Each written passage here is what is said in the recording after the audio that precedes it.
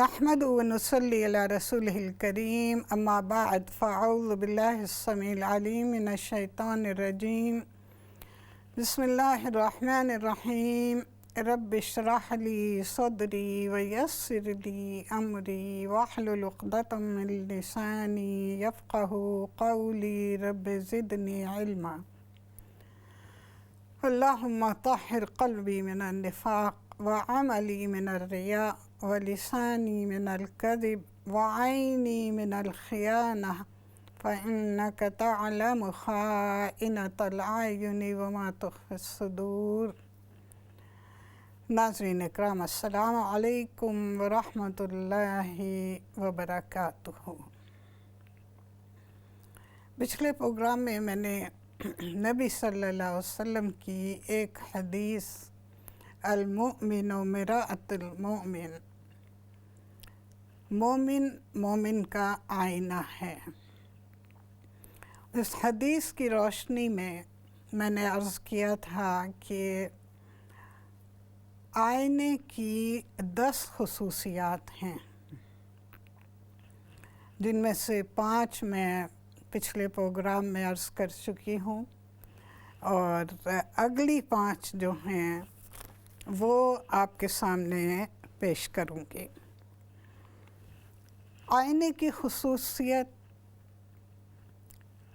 کہ وہ جب تک آپ اس کے سامنے ہیں وہ آپ کا عکس دکھاتا رہے گا، تصویر بتاتا رہے گا، لیکن آپ کے ہٹتے ہی آپ کی تصویر وہاں سے مٹ جائے گی۔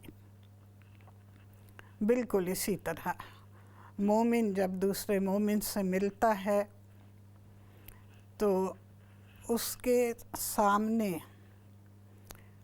جو بات بھی ہوتی ہے اس کے جانے کے بعد اس بات کو بھلا دیتا ہے۔ 7ویں خصوصیت، جو سامنے نظر آ رہا ہے وہی آپ کے سامنے بیان کرے گا، نہ جستجو اور نہ ہی کھوج، یہ آئینے کی خصوصیت میں شامل نہیں ہے۔ اسی لیے اللہ تعالیٰ نے قرآن میں بھی ارشاد فرمایا ہے کہ وَلَا تَجَسَّسُوا، کوئی کسی کے معاملات کی کھوج میں نہ پڑے، تجسس میں نہ مبتلا ہو۔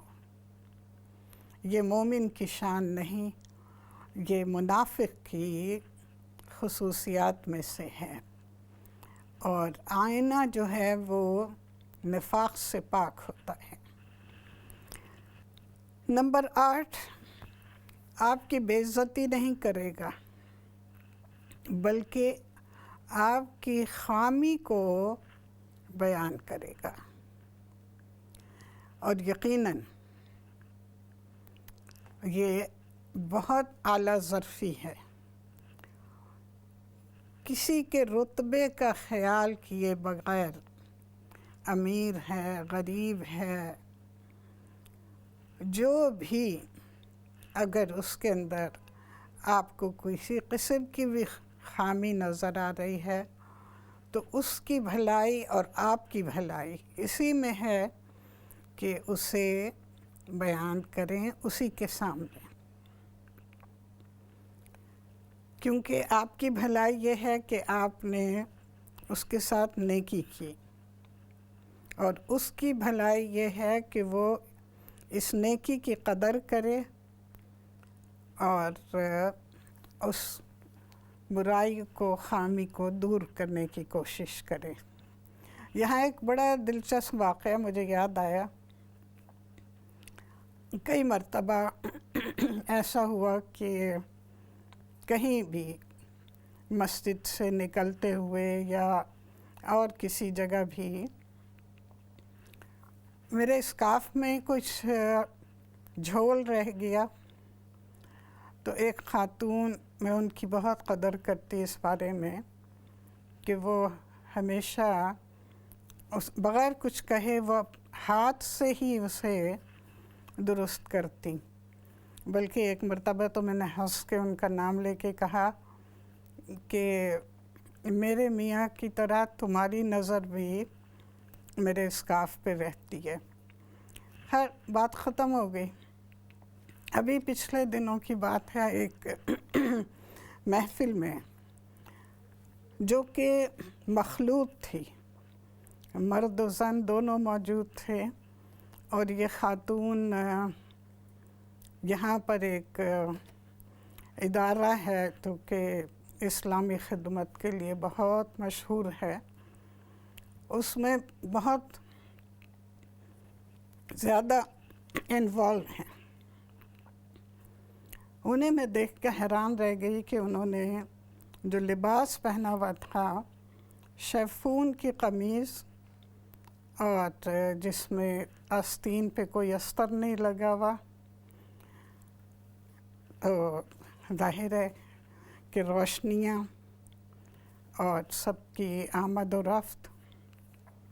تو میں نے ان کو آہستہ سے کہا کہ اپنا دوپٹہ جو ہے اسے لپیٹ لو تاکہ یہ بازو جو ہیں یہ ڈھک جائیں۔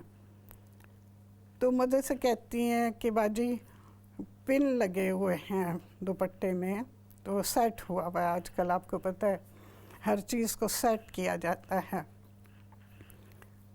تو میں نے کہا کوئی بات نہیں، پن نکال لو۔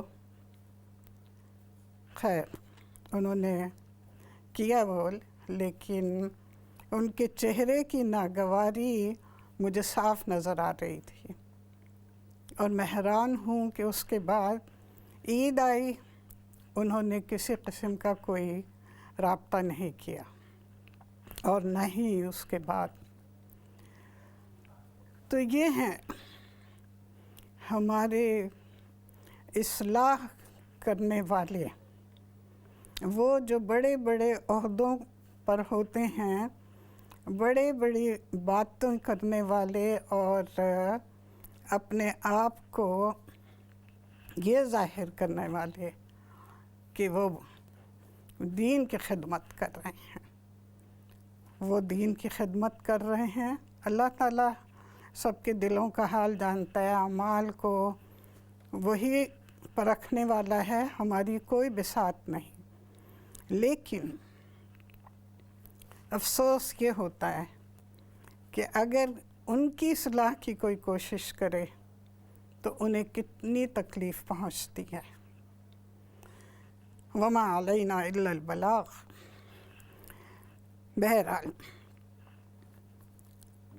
نمبر 9، آئینے کی خصوصیت کہ آپ اس پر اعتبار کر سکتے ہیں۔ آپ کسی آئینے کو یہ نہیں کہہ سکتے، جھٹلا نہیں سکتے کہ جو کچھ وہ دکھا رہا ہے وہ غلط دکھا رہا ہے، نہیں، آپ اس پر اعتماد کر سکتے ہیں۔ اور نمبر 10، آخری خصوصیت یہ کہ اسی وجہ سے آپ آئینہ ایک مرتبہ دیکھنے کے بعد اکثر دوبارہ بھی پلٹتے ہیں اسی کی طرف کہ واقعی کوئی اور ایسی خامی تو نہیں جو کہ ان سے چوک گئی ہو، آئینے سے نہیں بلکہ ان سے چوک گئی ہو۔ تو یہ ہے آئینہ، اس کی تصویر پر ہم اپنی اجتماعی زندگی کی بنیاد رکھ سکتے ہیں۔ یہ طرز معاشرت کا درس دیتا ہے، یہ ہمیں اسلامی نظام سکھاتا ہے۔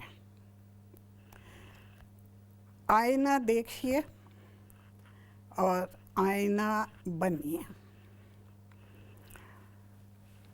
اس کے ساتھ ہی میں اپنے اصلی مضمون کی طرف آتی ہوں۔ آج کا مضمون کا عنوان ہے امہات المومنین میں سے حضرت عائشہ رضی اللہ تعالی عنہا کی زندگی کے حالات۔ عائشہ رضی اللہ تعالی عنہا عائشہ بنت ابو بکر رضی اللہ تعالی عنہ، کنیت ان کی ام عبداللہ تھی، اور یہ کنیت انہوں نے مدینے آ کر مدینے میں رکھی تھی اپنے بھانجے عبداللہ بن زبیر کے نام پر، جو کہ ابن اسماء بنت ابو بکر رضی اللہ تعالی عنہ ہیں۔ ان کا لقب تھا صدیقہ، اسی لیے جہاں بھی کہیں حضرت عائشہ کا ذکر آتا ہے تو صدیقہ، عائشہ صدیقہ، ابو بکر صدیق، صدیق کی بیٹی صدیقہ۔ یقیناً اولاد والدین کا پرتو ہوتی ہے۔ نبی صلی اللہ علیہ وسلم کو جاہلیت میں لقب دیا گیا تھا صادق، اور یہی بہترین لقب جو تھا وہ پھر آپ کے بہترین ساتھی حضرت ابو بکر رضی اللہ تعالی عنہ کو دیا گیا اس وقت جب معراج کے سفر سے واپسی پر مکے والوں نے آپ کے انکار کرنا چاہا، اور حضرت ابو بکر کے سامنے آ کے اس بات پر طنز کیا کہ تمہارے ساتھی کہتے ہیں کہ وہ راتوں رات بیت المقدس ہو کے آئے ہیں۔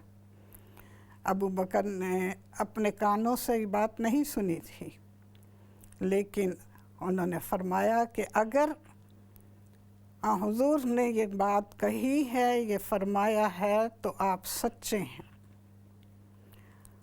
اللہ کے رسول صلی اللہ علیہ وسلم کے پاس حضرت ابو بکر پہنچے تو اس وقت نبی صلی اللہ علیہ وسلم نے فرمایا کہ ابو بکر، اللہ تعالیٰ نے تمہارا نام صدیقوں میں لکھ لیا ہے۔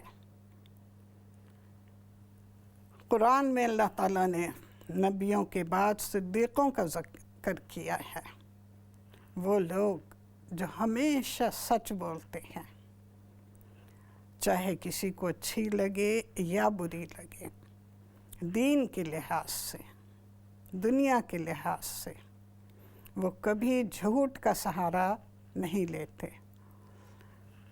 تو انہی کی بیٹی تھیں جن کا لقب صدیقہ۔ ان کی والدہ رومان بنت عامر، اور بعثت رسول صلی اللہ علیہ وسلم سے 5 سال قبل مکے میں پیدا ہوئیں، اور سن 10 نبوی میں جبکہ نبی صلی اللہ علیہ وسلم حضرت خدیجہ کے وصال سے بہت ہی غمزدہ تھے، اس وقت خولہ بنت حکیم آپ کے پاس آئی تھیں اور انہوں نے نبی صلی اللہ علیہ وسلم سے سوال کیا کہ کیا آپ شادی کرنا چاہتے ہیں؟ تو نبی صلی اللہ علیہ وسلم نے سوال کر دیا ان سے، کس سے؟ تو خولہ کہتی ہیں کہ آپ چاہیں تو کنواری اور چاہیں تو بیوہ۔ نبی صلی اللہ علیہ وسلم کا اگلا سوال، کنواری کون؟ خولہ کہتی ہیں آپ کی تمام مخلوق میں سب سے عزیز ہستی ابو بکر کی بیٹی عائشہ بنت ابو بکر۔ پھر آپ پوچھتے ہیں کہ بیوہ کون؟ تو حضرت خولہ نے کہا کہ سودہ بنت زمعہ۔ نبی صلی اللہ علیہ وسلم نے فرمایا جاؤ دونوں کو پیغام دو۔ حضرت سودہ بنت زمعہ کے حالات ہم پچھلے پروگرام میں عرض کر چکے ہیں۔ حضرت خولہ حضرت ابو بکر رضی اللہ تعالی عنہ کے گھر آئیں۔ آپ دیکھیں نبی صلی اللہ علیہ وسلم کا لقب، حضرت ابو بکر کا لقب، حضرت عائشہ کا لقب، کیسے یہ ایک مالا ہے جو کہ موتیوں سے پروئی گئی ہے، اور پھر کیا کوئی مسلمان جسارت کر سکتا ہے کہ ان موتیوں میں سے کسی بھی موتی کو وہ اپنی دانست میں ذلیل کرے، ان کے بارے میں نازیبا کلمات کہے؟ یقیناً یہ ایک مومن کو نہیں زیب دیتا، مومن کے علاوہ مومن کے الٹ جو صفت ہے ان کو یقیناً زیب دیتا ہے۔ بہرحال حضرت خولہ آتی ہیں حضرت ابو بکر کے گھر، وہ گھر پہ موجود نہیں تھے۔ ام رومان سے بات چیت ہوئی، نبی صلی اللہ علیہ وسلم کا پیغام دیا، تو انہوں نے کہا کہ مجھے پسند ہے یہ بات، لیکن ابو بکر سے مشورہ ضروری ہے۔ حضرت ابو بکر تشریف لائے تو ان کی بیوی نے ان سے خولہ کے بارے میں ذکر کیا، ان کا آنا اور نبی صلی اللہ علیہ وسلم کا پیغام دینا۔ حضرت ابو بکر نے کہا کہ دو باتیں ہیں۔ وہ نبی صلی اللہ علیہ وسلم کے پاس خود آئے اور عرض کیا کہ یا رسول اللہ، وہ آپ کی بھتیجی ہے اور بھتیجی سے نکاح۔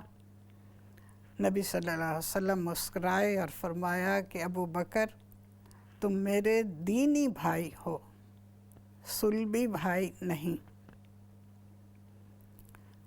اس کے بعد حضرت ابو بکر خاموش ہو گئے اور فرمایا کہ مجھے تھوڑا سا وقت چاہیے، کیونکہ حضرت عائشہ منسوب تھیں جبیر بن مطعم کے بیٹے سے۔ تو حضرت ابو بکر فرماتے ہیں کہ اے اللہ کے رسول، میں مطعم سے بات کیے کر لوں پہلے۔ یہ دیکھیے ایک سچے اور کھرے مومن کی پہچان، نبی صلی اللہ علیہ وسلم کا بھیجا ہوا رشتہ ان کے لیے بہت بڑی خوش قسمتی تھی، اور وہ اسے رد بھی نہیں کرنا چاہتے تھے، مگر وعدہ جو کیا ہوا ہے اس کے بارے میں پہلے بات کرنا ضروری تھا۔ مطعم کے پاس آئے اور پھر انہیں بتایا کہ نبی صلی اللہ علیہ وسلم نے عائشہ کے لیے پیغام دیا ہے۔ اب مطعم یقیناً نبی صلی اللہ علیہ وسلم کی بات کو رد نہیں کر سکتے تھے، انہوں نے اجازت دی تو حضرت ابو بکر رضی اللہ تعالی عنہ نے خوشی خوشی آپ کا پیغام قبول کیا۔ یہاں پر حضرت سودا سے نکاح بھی ہوا اور رخصتی بھی، مگر حضرت عائشہ رضی اللہ تعالی عنہ سے صرف نکاح ہوا، اور شوال سن 1 ہجری مدینے میں حضرت عائشہ کی رخصتی ہوئی۔ حضرت عائشہ فرماتی تھیں کہ جاہلیت میں شوال میں شادی بیاہ منحوس سمجھا جاتا تھا، مگر میرا نکاح بھی شوال میں ہوا اور رخصتی بھی، اور میں نبی صلی اللہ علیہ وسلم کی تمام بیویوں میں سب سے زیادہ خوش بخت ہوں۔ اس طرح حضرت عائشہ بنت ابو بکر نبی صلی اللہ علیہ وسلم کی زوجیت میں شامل ہوئیں، اور انشاءاللہ ان کے حالات بقیہ بیان ہوتے رہیں گے۔ ہمارے وقفے کا وقت ہو رہا ہے، ایک تھوڑی سے دیر کے لیے اجازت چاہوں گی۔ السلام علیکم ورحمۃ اللہ۔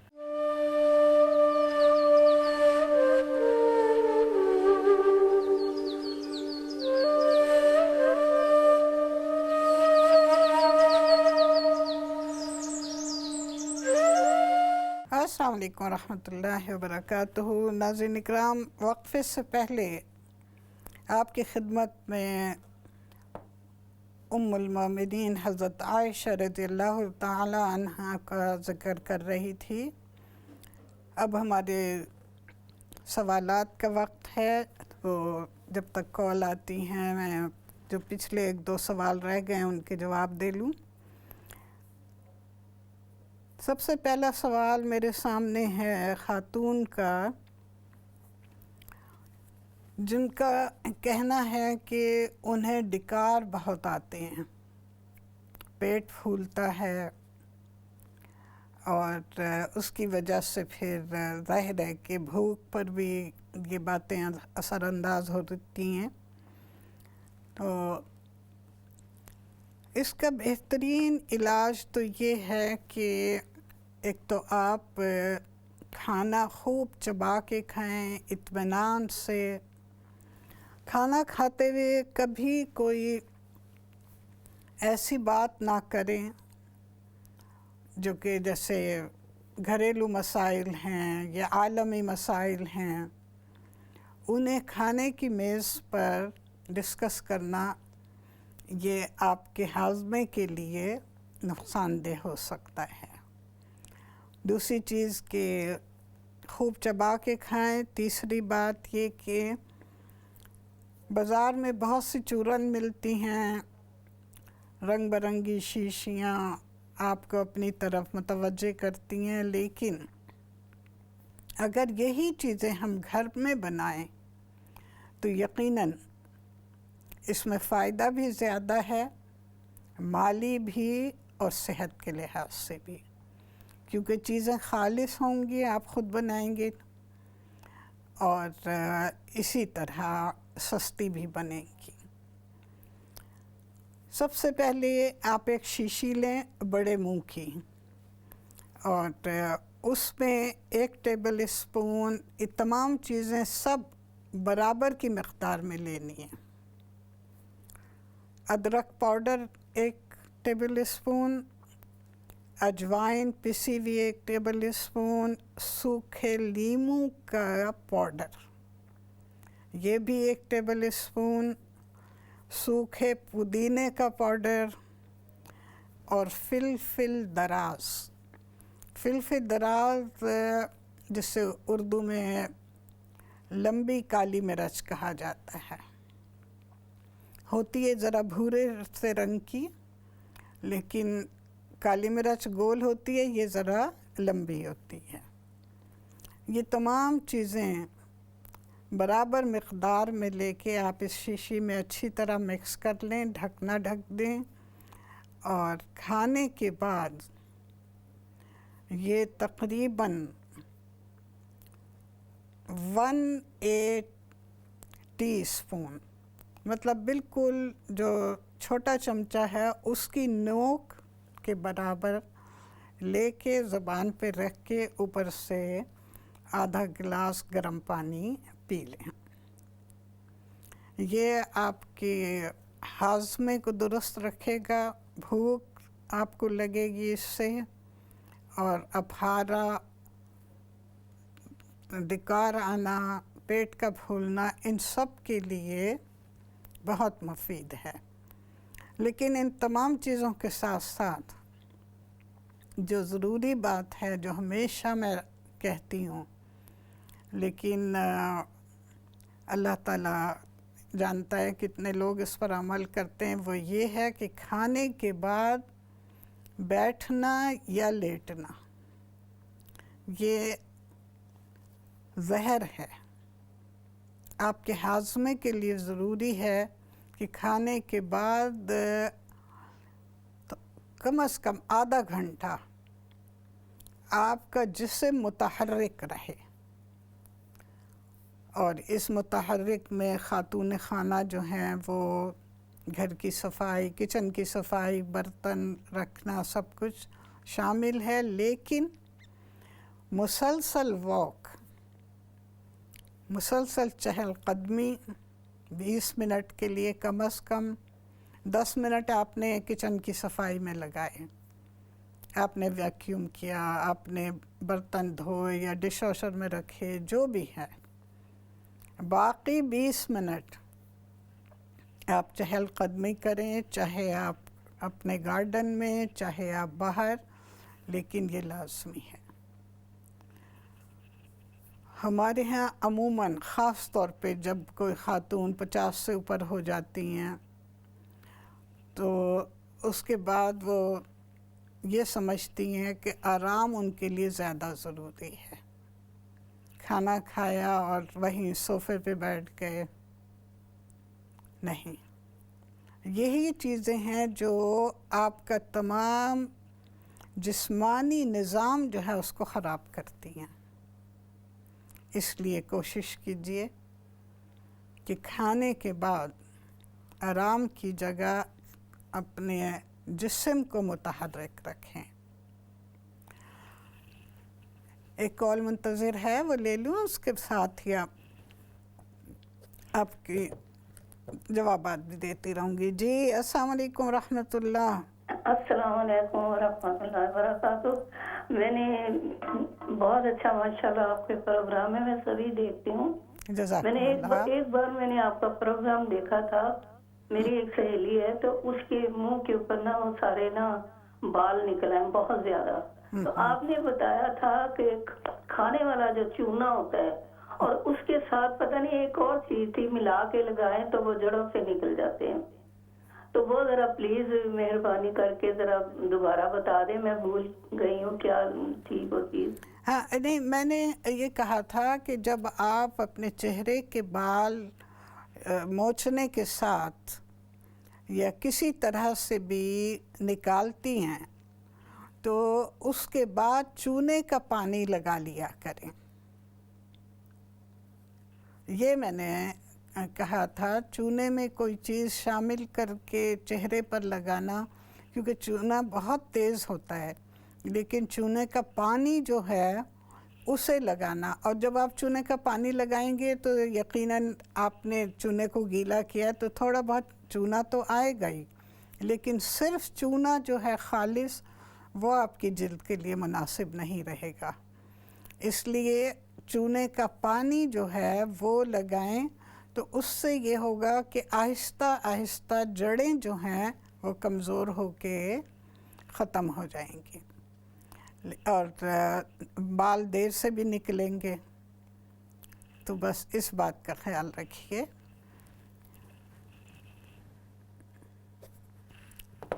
دوسرا سوال جو میرے پاس تھا وہ ہے گردے کی تکلیف.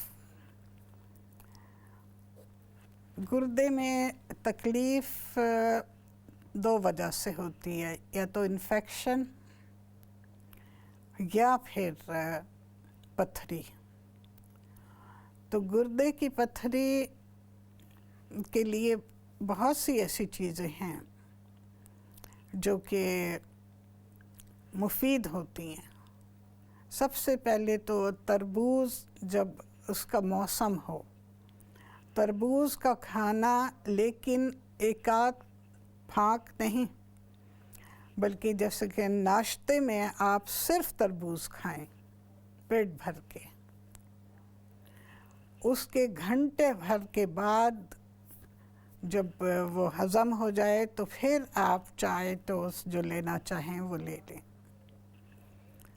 تربوز کا موسم نہیں ہے تو خربوزہ، اور دوا کے طور پہ خربوزہ جب آپ کھائیں تو اس کے چھلکے پھینکیں نہیں، بلکہ انہیں کاٹ کر چھوٹے چھوٹے ٹکڑے کر کے عرق گلاب میں 2 جوش دیں. آپ کسی ایسی پتیلی میں یا پیالے میں انہیں کاٹیں کہ جس کی تہہ جو ہے وہ سیدھی ہو. اب اس پر عرق گلاب اتنا ڈالیں کہ وہ آدھے آدھے ڈوب جائیں.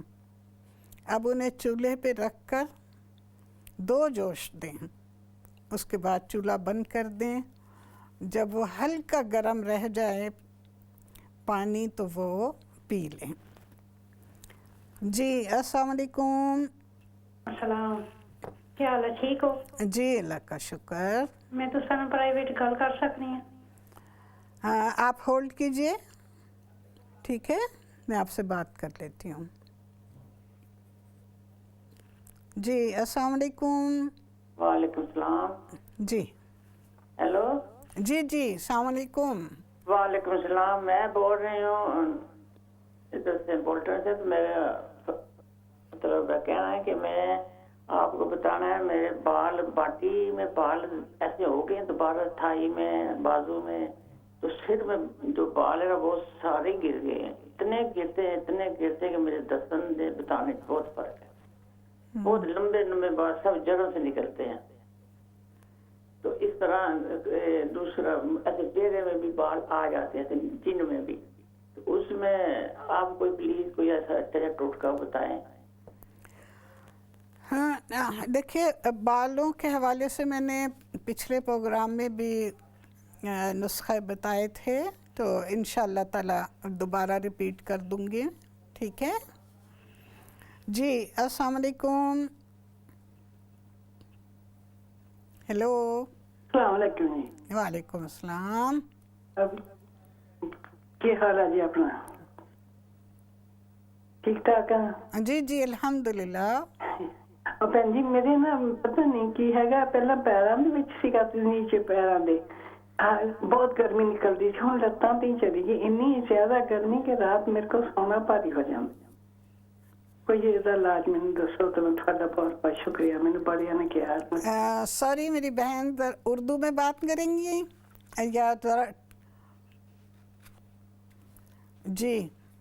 ایسی گرمی لگتی ہے کہ جیسے آگ لگی ہوتی ہے نا، وہاں سے اوپر گوڈوں کا نی کے پاس تک جاتی ہے، ہاف لیگ پر.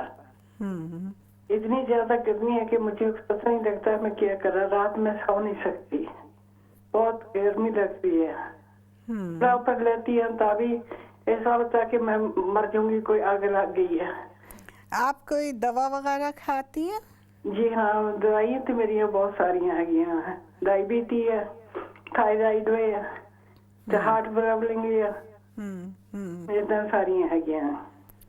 ہاں جی جی ٹھیک ہے. میں انشاءاللہ تعالیٰ آپ کے سوال کا جواب دے دوں گی، ٹھیک ہے. ہیلو السلام علیکم. ہیلو. السلام علیکم. وعلیکم السلام. کیسے بچے آپ ٹھیک ہیں؟ جی الحمدللہ. مجھے اپنے اور اپنے بیٹی کے بارے میں سوال کرنا ہے. میری یہ ہے کہ مجھے گیس کی بہت پرابلم ہوتی ہے، اور مجھے سیدھے ہاتھ کے شولڈر میں شدید پین ہو رہا ہے. اور میری بیٹی کے رائٹ سائڈ کڈنی میں سے درد ہوتا ہے ہمیشہ. بیٹی کی عمر کیا ہے؟ میری بیٹی کی عمر ہے 28. ہمیشہ اس کی ہمیشہ وہ کڈنی میں درد رہتا ہے. تو پلیز آپ کچھ. ٹھیک ہے، انشاءاللہ تعالیٰ میں آپ کے سوال کا جواب دے دوں گی، لیکن اس کے ساتھ ہی ہمارے وقفے کا وقت ہو رہا ہے. وقفے کے بعد پھر انشاءاللہ آپ کے سوالات کے جواب دوں گی. اس وقت تک کے لیے اجازت دیجیے. السلام علیکم.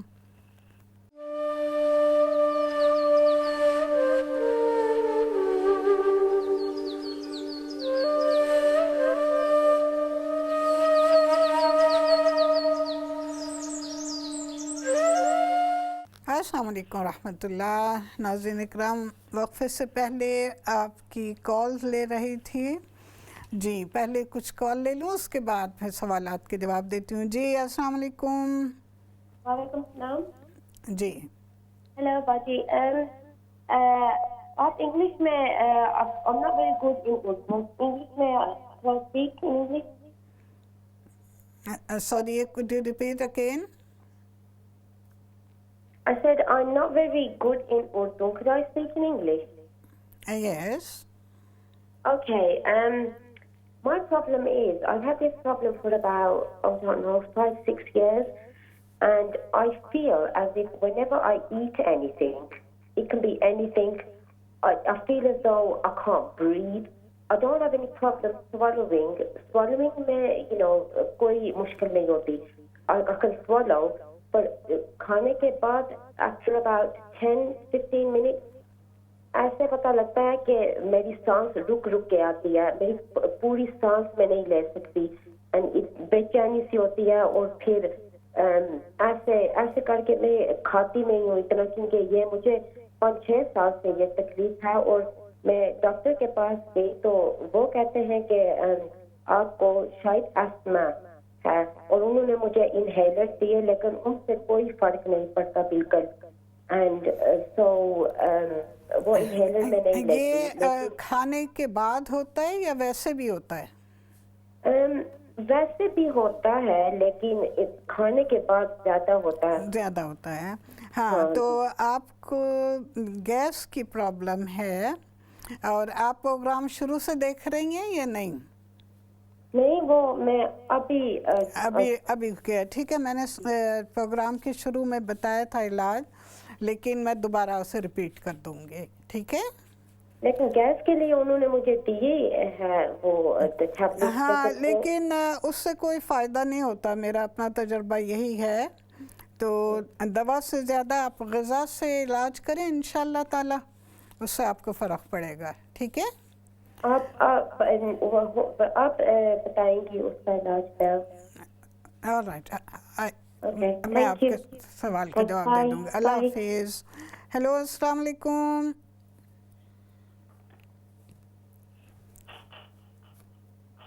ہیلو, السلام علیکم باجی. وعلیکم السلام. کیسے آپ ٹھیک ہیں؟ الحمدللہ.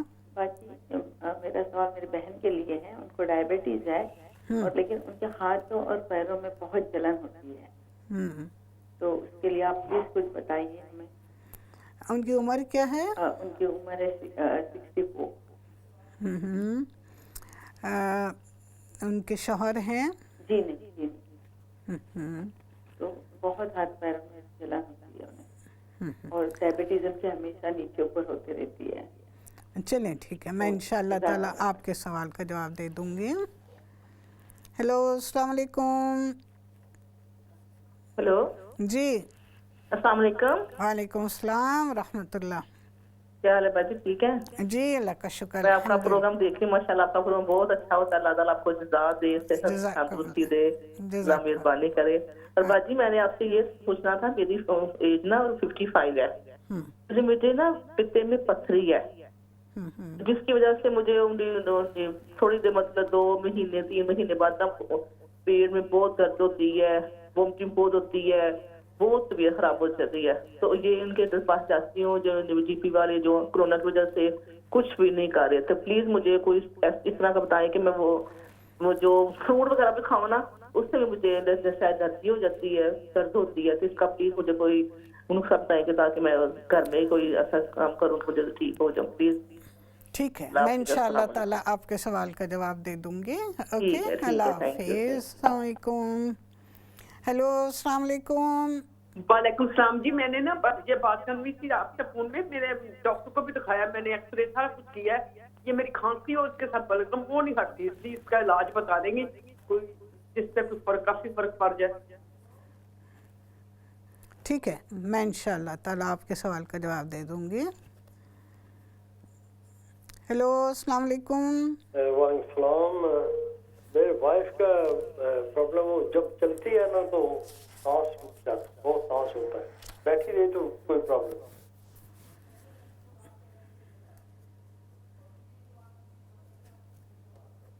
ٹھیک ہے, میں آپ کے سوال کا جواب دے دوں گی. ہیلو, السلام علیکم. وعلیکم السلام. بہن کیسے ہو؟ الحمدللہ, اللہ کا شکر. شکریہ. چاہیے میرا ایک سوال ہے کہ میرا بیٹا ہے تو وہ اس کو جو ہے رات کو جب سوتا ہے تو اس کا سانس بند ہو جاتی ہے, تو ڈاکٹر کو بھی ہیلو جی جی سن رہی ہوں. تو ڈاکٹر کہتے ہیں کہ نہیں یہ تمہاری اتنا یہ سانس ہے تو اس کا کوئی علاج نہیں ہے. تو میں کہتی تھی کہ بچپن سے تو نہیں تھا, کبھی بے ہوش نہیں ہوا, کبھی گرا نہیں, کبھی کچھ نہیں. تو جب ابھی جو ہے جب سوتا ہے دن میں تو کوئی اس کو پرابلم نہیں. یہ بیٹے کی عمر کیا ہے؟ بیٹے کی عمر 30 سے اوپر ہے.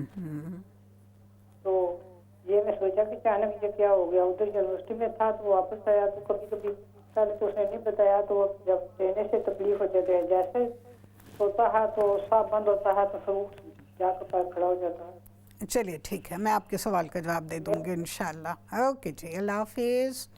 ہیلو السلام علیکم. وعلیکم السلام. جی آنٹی آپ ٹھیک ہے؟ جی اللہ کا شکر. الحمدللہ ٹھیک ہے, اللہ کا شکر ہے. آپ کی صحت ٹھیک ہے؟ بالکل اللہ کا احسان ہے الحمدللہ. اللہ تعالیٰ آپ کو ٹھیک رکھیں.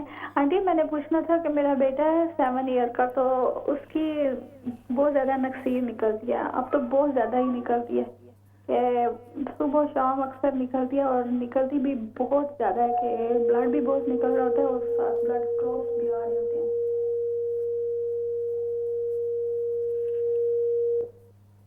ہیلو جی جی جی. اور اس کی نوز اکثر بند بھی رہتی ہے, اور کہتا ہے کہ میری نوز بلاک ہے, اور تھوڑا تھوڑا جیسے پانی آنا شروع ہو جاتا ہے نوز میں سے. تو گلے میں بھی اکثر کہتا ہے کہ میری خراش ہوتی ہے. بیٹے کی عمر آپ نے 9 سال بتائی نا؟ نہیں 7 سال. 7 سال جی 7.5 سال کا ہے. ٹھیک ہے. اور آنٹی میں نے پوچھنا تھا کہ میرے نا گلے میں گلا خراب نہیں ہوتا, لیکن میرا گلا میرے سے زیادہ بات بھی نہیں کرنی ہوتی. جب اونچی بات سے بات کرتی ہوں تو آواز نہیں نکلتی, اور گلے میں ایسے نا جیسے ٹائٹنیس نہیں فیل ہوتی, اس طرح ہوتا ہے. اس طرح آپ کو کوئی ذہنی پریشانی ہے؟ جی ذہنی پریشانی ہے کوئی؟ نہیں آنٹی اتنا تو کوئی نہیں ہے کوئی مسئلہ. جی ٹھیک ہے, میں آپ کو آپ کے سوال کا جواب دے دوں گی. ٹھیک ہے, اللہ حافظ. ہیلو السلام علیکم. السلام علیکم. وعلیکم السلام. کیسے ہیں؟ ٹھیک ہے الحمدللہ. جی میں نے ایک مسئلہ پوچھنا تھا کہ مجھے نا جب وضو پاؤں نا کرنے کا بہت دھونے کا دقت ہوتی ہے وضو کرتے وقت, اوپر کر کے نا پاؤں سنک وغیرہ میں. اور مطلب کیا تکلیف ہوتی ہے آپ کو؟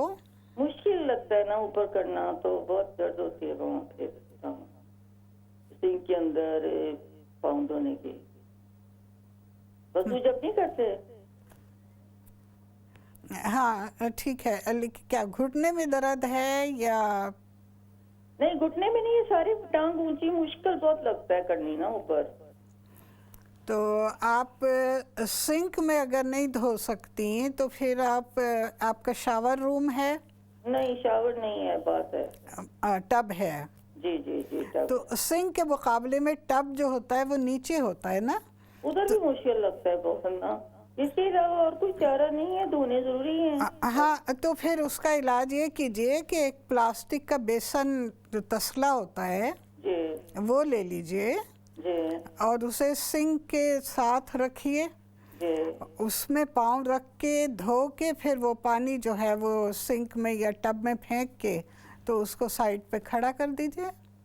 تو پاؤں کیا اسے کیا کہتے ہیں ویسے, اس میں پانی اگر صرف ٹب میں اس میں ڈال کے تسلے میں ڈال کے نہیں نہیں نہیں نہیں نہیں وہ ٹب میں غوطہ نہیں لگائیں, بلکہ اس میں پاؤں رکھیں تسلے میں, اور پھر لوٹے سے پاؤں دھوئیں. پہلے سیدھا پاؤں اس پہ رکھ کے دھوئیں, اور اس وقت تو آپ اس کو نیچے رکھ سکتی ہیں پاؤں کو, لیکن جب الٹا کریں تو اس کو ذرا سا اوپر رکھیں اور فٹافٹ پانی بہا لیں. کیا چند سیکنڈ لگتے. ٹھیک ہے. جن کو بھی تکلیف ہے, گھٹنے کی تکلیف ہے, کسی کو کمر کی تکلیف ہے یا ٹانگ میں ہڈیوں میں تکلیف ہے, ان کے لیے سب سے بہترین طریقہ ہے اور فجر کی نماز جب آپ پڑھتی ہیں، آپ فجر کے لیے وضو کرتی ہیں، اس وقت آپ دھوئیں، اس کے بعد پاؤں کو خشک کر کے جراب پہن لیں۔ باقی جو 4 نمازیں ہیں اس میں وضو جب آپ کریں گی تو مسح کر لیں۔ مسح کا طریقہ تو آپ کو پتہ ہی ہوگا نا، ہاتھ گیلا کر کے اور پھر پہلے مطلب دونوں ہاتھ اگر اکٹھے کر سکتی ہیں تو دونوں ہاتھ دھو کے دونوں پاؤں پر اوپر کی طرف سے پھیر لیں، ورنہ بعض اوقات تکلیف ہوتی ہے کہ دونوں ہاتھ اکٹھے آپ نہیں جھک کے کر سکتی، تو ایک وہ کوئی چھوٹا اسٹول رکھیں باتھ روم میں، اس پہ بیٹھ کے مسح کر لیں، ٹھیک ہے؟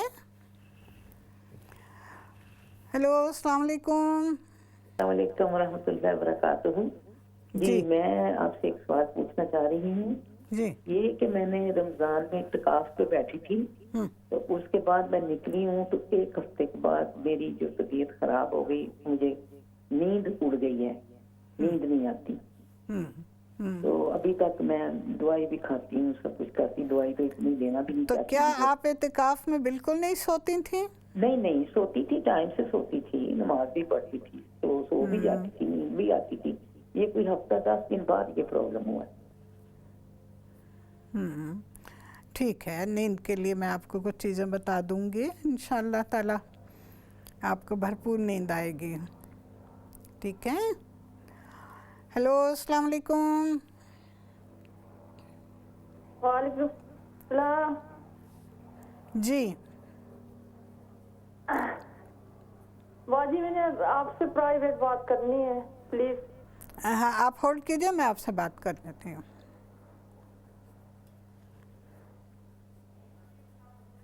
ہیلو، السلام علیکم۔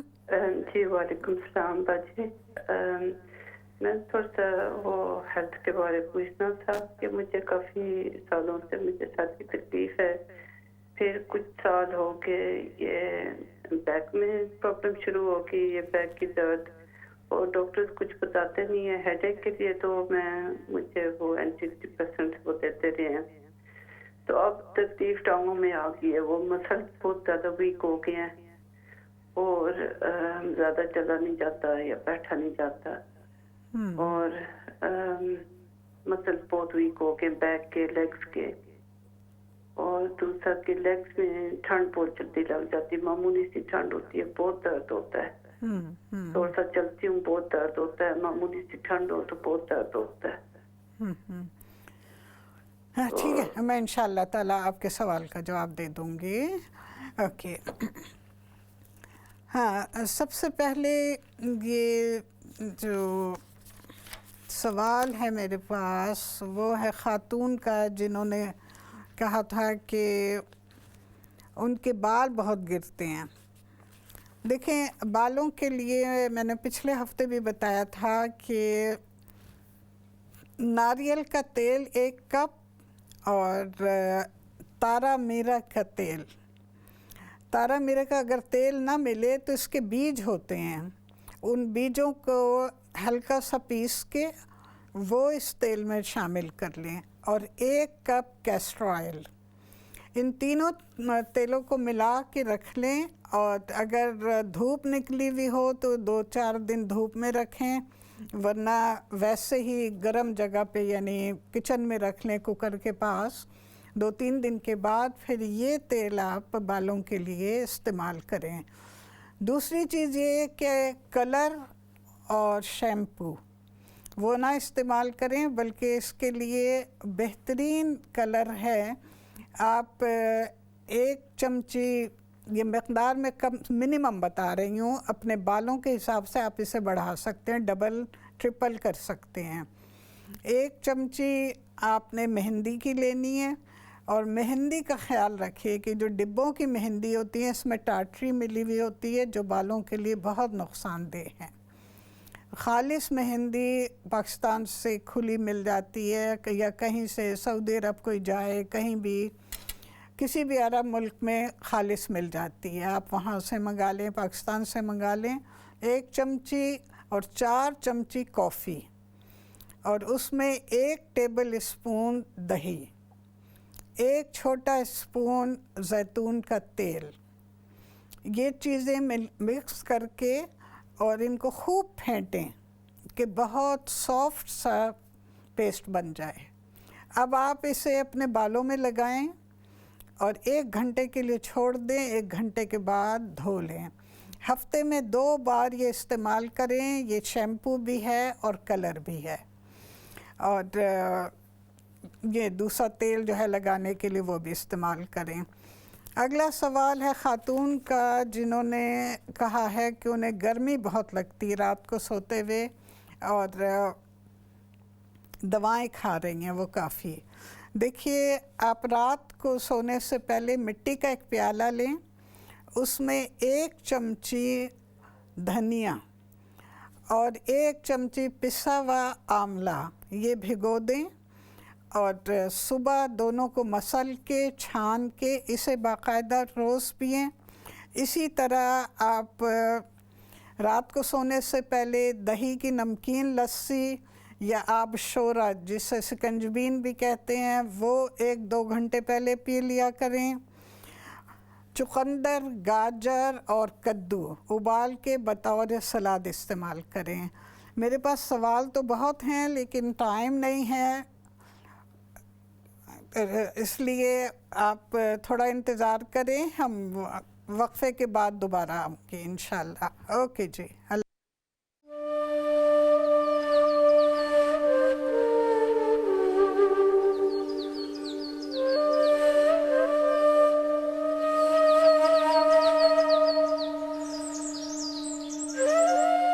السلام علیکم ورحمۃ اللہ۔ ناظرین کرام، سوالات کئی ہیں اور انشاءاللہ تعالی وقت بھی کافی ہے، اللہ نے چاہا تو میں تمام سوالات کے جواب دے سکوں گی۔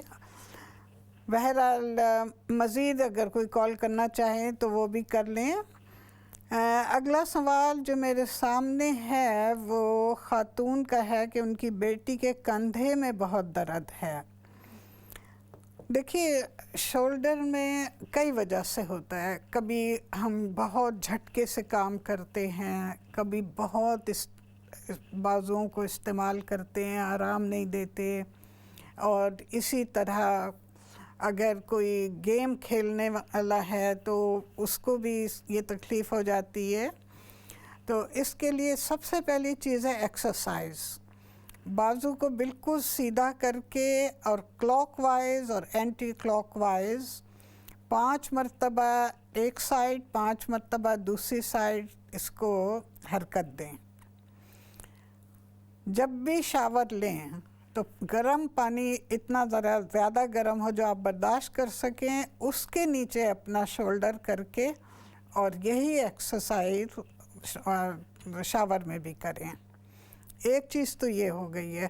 دوسری چیز جو ہے وہ ہے مکھانے۔ مکھانے کئی دردوں کے لیے بہت مفید ہیں۔ ابھی ایک خاتون نے کمر درد کی شکایت کی تھی، ان کو میں الگ سے مالش بھی بتاؤں گی، لیکن ان کے لیے بھی یہ نسخہ مفید ہے۔ آپ مکھانے لیں 1 پاؤنڈ، ان کو تھوڑے سے گھی میں، بہت زیادہ گھی نہ ڈالیں، تھوڑے سے گھی میں ہلکی آگ پہ بھونیں جیسے ہم سوجی بھونتے ہیں۔ اس کے بعد انہیں بھوننے کے بعد انہیں کسی بھی کنڈی ڈنڈے میں ڈال کے یا پتیلی ہی میں کنڈی سے پیس لیں۔ اب 1 مٹھی بادام لیں اور آدھی پیالی، مگ نہیں بلکہ چائے کی پیالی جو ہوتی ہے، آدھی پیالی خشخاش۔ خشخاش کو بھی آپ ہلکے سے بھونیں گے، چاہے پتیلی میں بھونیں چاہے توے پہ بھونیں۔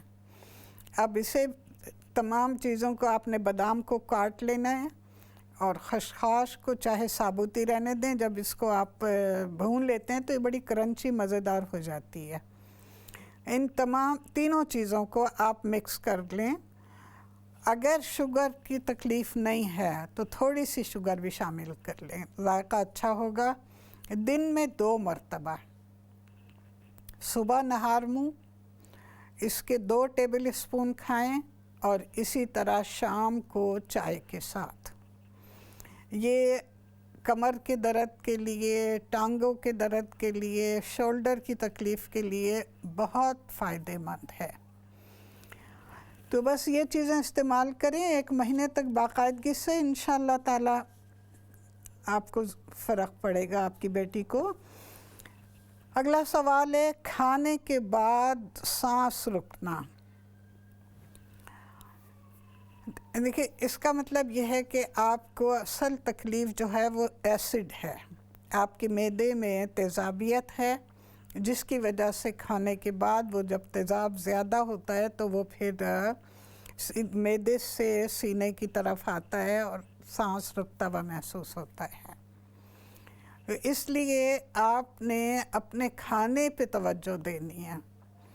کھانا بہت زیادہ تلا ہوا بھنا ہوا نہ کھائیں، بلکہ معتدل کھانا کھائیں، سبزیاں زیادہ کھائیں، لیموں اور پودینے کا استعمال رکھیں کھانے میں۔ آپ دال کھائیں، سبزی کھائیں، گوشت کھائیں، اس پر یہ 2 چیزیں شامل کر لیں۔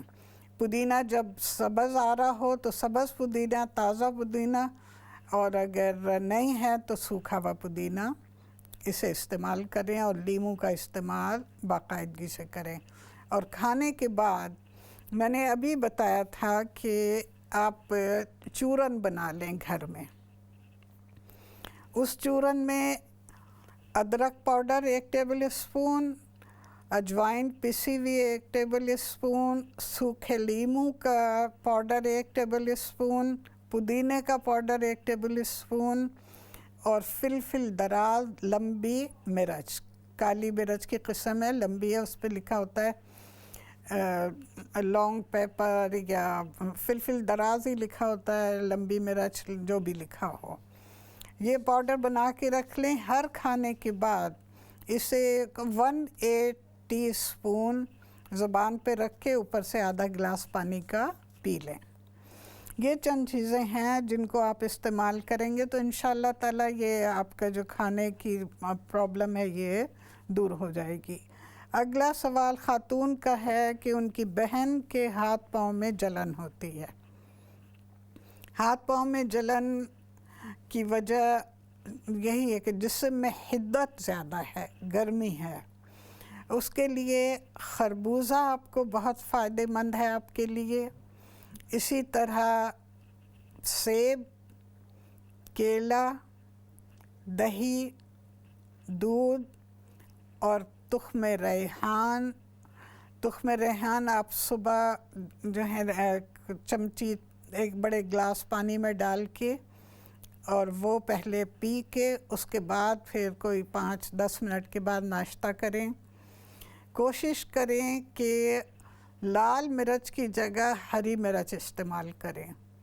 سالن میں لال مرچ کی جگہ ہری مرچ ڈالیں پیس کے، اور رنگ کے لیے آپ پپریکا استعمال کر سکتی ہیں، لیکن پپریکا پاؤڈر جو ہے اس میں بھی بہت ملاوٹ ہوتی ہے۔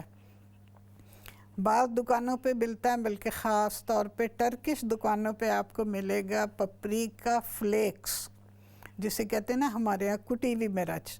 تو بالکل وہ جو شملہ مرچ ہے لال، اس کو کٹا ہوا ہوتا ہے، تو اس میں کوئی ایسی چیز نہیں ہے کہ جس میں آپ کو فکر ہو کہ اس میں ملاوٹ کی گئی ہے۔ تو اس چیز کا خیال رکھیں کہ ہری مرچ استعمال کریں، اور کھانے میں جیسے میں نے ابھی ایک بہن کو اور بھی بتایا تھا کہ سلاد کے طور پہ گھیا، اسی طرح گاجر اور چقندر۔ اب جب آپ گھیا ابالیں گے یا چقندر یا گاجر، تو جس پانی میں ابالیں گے بہت زیادہ نہ ابالیں، تو جس پانی میں ابالیں گی وہ پانی بھی آپ پئیں گی ٹھنڈا کر کے، گرم نہیں، جب ٹھنڈا ہو جائے تو وہ پانی بھی پی لیں۔ رات کو سونے سے پہلے ہاتھ اور پاؤں پہ دہی کی مالش کریں، اور کافی دیر تک، کہ دونوں ہاتھوں پہ لگا کے دہی، اور کم از کم 7 منٹ تک آپ ہاتھوں کو ملیں۔ اس کے بعد پھر پاؤں کے جو تلوے ہیں اس پہ بھی دہی لگا کے ایڑی سے پنجے کی طرف مالش کریں. مالش کرنے کے بعد پھر آپ کپڑے سے ہاتھوں کو پوچھ لیں. اگر آپ کو بو محسوس ہوتی ہے تو تھوڑا سا عطر لگا لیں ہاتھ پہ. اس طرح عطر کی وجہ سے آپ کو نیند بھی بہت اچھی آئے گی اور آپ کو اس سے سکون بھی ملے گا.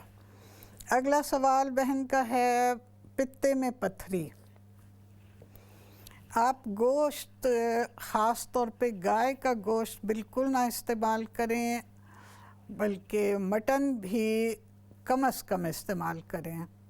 مچھلی اور مرغی آپ کھائیں. سبزیاں زیادہ کھائیں، بلکہ دن میں اگر آپ 2 کھانے کھاتی ہیں تو 1 کھانا سبزی کا ہونا چاہیے اور 1 میں گوشت، لیکن اس میں بھی سبزی ڈلی ہوئی ہو. دوسری چیز شیرن فروٹ، جسے جاپانی فروٹ بھی کہتے ہیں، یہ دن میں 2 ضرور کھائیں. انناس باقاعدگی سے کھائیں، لیکن پکا ہوا اور میٹھا. یہ چند چیزیں ہیں جو پتے کی پتھری میں بہت فائدہ دیتی ہیں. اللہ تعالیٰ آپ کو شفا دے. اگلا سوال ہے کھانسی اور بلغم. دیکھیں، سینے پہ اگر بلغم ہو تو اسی کی وجہ سے پھر کھانسی ہوتی ہے اور بلغم خارج ہوتا ہے. آپ صبح نہار منہ ناریل کے تیل کی کلی کریں. 1 ٹیبل اسپون پگھلا ہوا ناریل کا تیل لے کے منہ میں رکھ کے 10 سے 15 منٹ تک اسے اس طرح پانی کی طرح منہ میں گھمائیں جیسے کہ وضو کرتے ہوئے ہم کلی کرتے ہیں. 15 منٹ کے بعد اسے تھوک دیں اور پھر کوئی گرم چیز استعمال کریں، جیسے گرم دودھ، سیریل، چائے. خالی پیٹ چائے نہیں پینی چاہیے، اس لیے میں پریفر یہی کروں گی کہ گرم دودھ کے ساتھ سیریل استعمال کریں. تو یہ، اور دار چینی 1 انچ کا ٹکڑا، 1 انچ کا ٹکڑا آپ لیں گی ملیٹھی کا، 3 لونگ اور ادرک کا ٹکڑا بھی 1 انچ کا. ان سب کو، لیکن ادرک کو آپ کچلیں گی، ثابت نہیں ڈالیں گی، اس کو چھوٹی سی کنڈی میں اچھی کچل کے ہلکا سا پھر آپ ڈالیں. اب اس میں 3 کپ پانی ڈال کے اسے خوب پکائیں. جب 2 کپ رہ جائے چولہا بند کر دیجئے، اور یہ 2 کپ پانی جو ہے اسے آپ دن بھر میں ختم کریں. ناشتے کے گھنٹہ بھر بعد پی لیں، پھر اسی طرح دن میں 1 مرتبہ اور رات کو سونے سے پہلے. یہ 3 ٹائم ہیں جس میں آپ نے یہ پانی پینا ہے، لیکن ہلکا سا گرم کر کے، ٹھنڈا نہیں پئیں. بس یہ چیزیں استعمال کیجئے اور تقریباً 2 ہفتے پھر مجھے بتائیے گا کہ آپ کو آرام آیا یا نہیں. سانس کا پھولنا، ایک صاحب نے فون کیا تھا کہ ان کی بیوی کا سانس پھولتا ہے. سانس پھولنے کی کئی وجہیں ہوتی ہیں. وہ خاتون خود اگر سوال کرتی ہیں تو میں ان سے پوچھ سکتی تھی. اب واسطہ در واسطہ سوالات جو ہوتے ہیں وہ پورے نہیں ہوتے. بہرحال، وزن زیادہ ہو، چربی ہو، اور اسی طرح کھانے بہت مرغن کھائے جائیں، ورزش نہ کی جائے، تو یہ تکلیفیں پیدا ہوتی ہیں. الا یہ کہ خدا نخواستہ کوئی پھیپھڑوں کی تکلیف ہے یا کوئی اور. تو سب سے پہلی چیز تو یہ ہے کہ جب اس قسم کی کیفیات ہوں تو ڈاکٹر سے مشورہ کریں، ٹیسٹ کرائیں تاکہ پتہ چلے کہ وجہ کیا ہے. سانس ایسے ہی نہیں پھولتا، اس کی بہت ساری وجوہات ہوتی ہیں.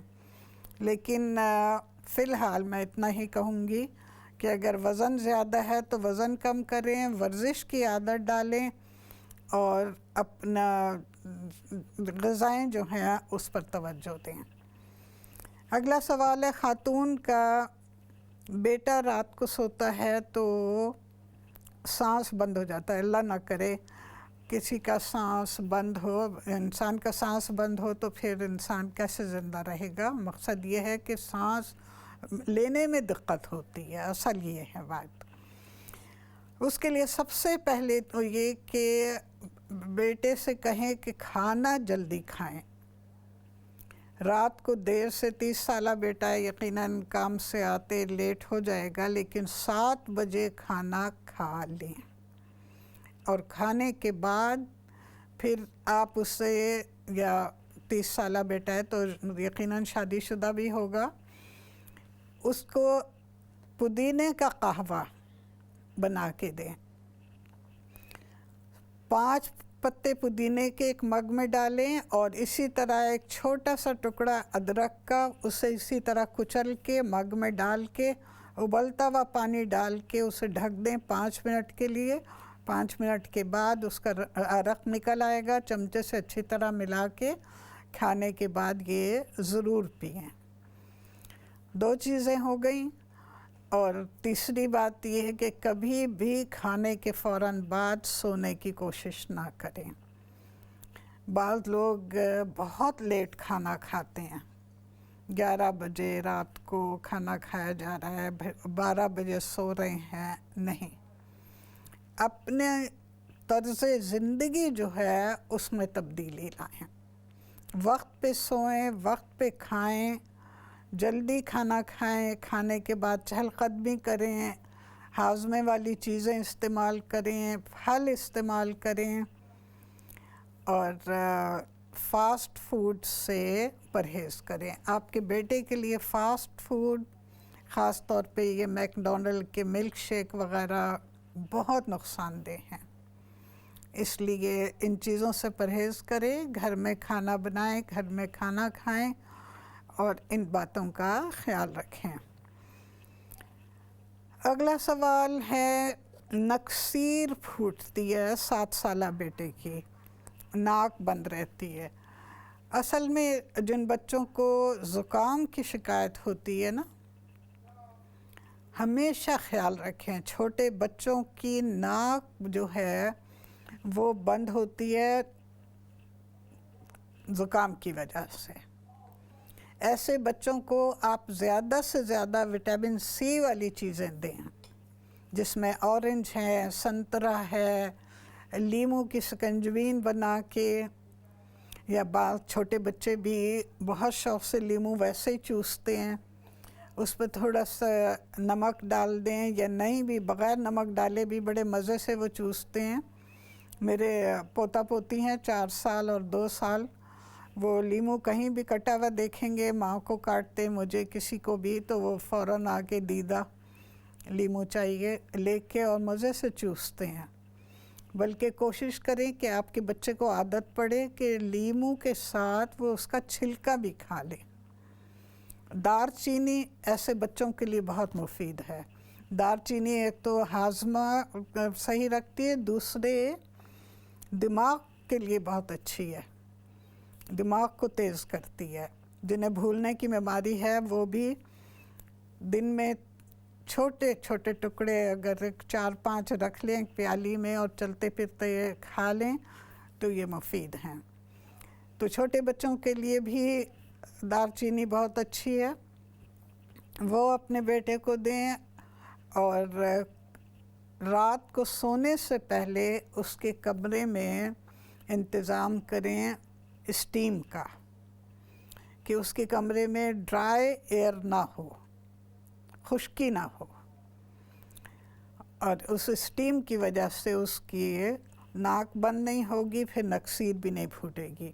لیکن جب نکسیر پھوٹے تو قسط ایک لکڑی ہے، بالکل آپ ملیٹھی کی طرح سمجھ لیجئے، اسے باریک قسط قاف سین تو اسے باریک پیس کے رکھ لیں، اور انگلی میں ذرا سی لے کے وہ اس کے ناک میں دونوں نتنوں میں چڑھا دیا کریں۔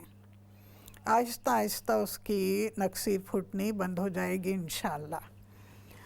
اگلا سوال انہی خاتون کا ہے کہ ان کے گلے میں بظاہر کوئی تکلیف نہیں، لیکن انہیں بعض اوقات ہوتا ہے کہ آواز نہیں نکل رہی ہے. دیکھیے زیادہ تھکن سے بھی ایسا ہوتا ہے، اسی طرح ذہن پہ کوئی بوجھ ہو اس کی وجہ سے بھی ہوتا ہے. خدا نخواستہ ضروری نہیں کوئی بہت بڑی پریشانی ہو، نہیں.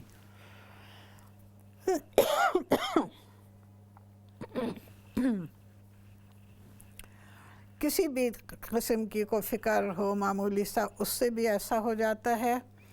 تو آپ مصری جو ہے وہ منہ میں رکھ لیا کریں سویٹ کے طور پہ، اور دن میں 2-3 دفعہ مصری کے ٹکڑے منہ میں رکھ کے انہیں آہستہ آہستہ چوس کے ختم کیجیے. اگلا سوال خاتون کا ہے جنہوں نے کہا تھا کہ وہ اعتکاف میں بیٹھی تھیں اور اس کے بعد سے ان کو نیند نہیں آ رہی. آخری سوال تھا کمر کی تکلیف اور ٹانگوں میں تکلیف کا، اس کا میں علاج بتا چکی ہوں پچھلے سوالات کے جواب میں. مجھے امید ہے کہ انہیں بہن کو مل گیا ہوگا اپنے سوال کا جواب. لیکن نیند نہ آنا، نیند کے لیے ایک تو آپ خشخاش کا تیل لے کے اس کی مالش کریں. رات کو سونے سے پہلے خشخاش کا تیل اپنے ہتھیلی پہ رکھ کے اور سر پہ رکھ کے آہستہ آہستہ اپنے ہاتھ کے پوروں سے خود ہی مساج کریں. اگر کوئی اور کرے تو بھی ٹھیک ہے. ایک چیز یہ ہے. دوسری چیز، آپ کھانے سے آدھے گھنٹے پہلے 2 ٹیبل اسپون دہی لیں اور اس میں آدھی چمچی شہد ڈال کے وہ آپ کھائیں. تیسری چیز، اپنے سرہانے آپ لیونڈر کے فریش پھول یا سبز دھنیا تازہ یا تازے سوئے یہ سرہانے رکھیں. اس سے بھی آپ کی نیند جو ہے بہت اچھی آپ کو آئے گی. یہ 3-4 چیزیں ہیں جو میں نے بتائی ہیں، ان پر عمل کیجئے انشاءاللہ تعالی. اور کھانے کا یہی ہے کہ کھانا آپ جلدی کھائیں. اس کے بعد اگر بھوک لگے تو آپ پھل لے سکتی ہیں، نٹس لے سکتی ہیں، چہل قدمی کریں، اپنے آپ کو تھکائیں، مصروف رکھیں. ان تمام چیزوں سے نیند بہت اچھی آتی ہے. اس کے ساتھ ہی ہمارے پروگرام کا وقت ختم ہو رہا ہے. انشاءاللہ تعالی بشرط زندگی اگلے پروگرام میں پھر آپ سے ملاقات ہوگی.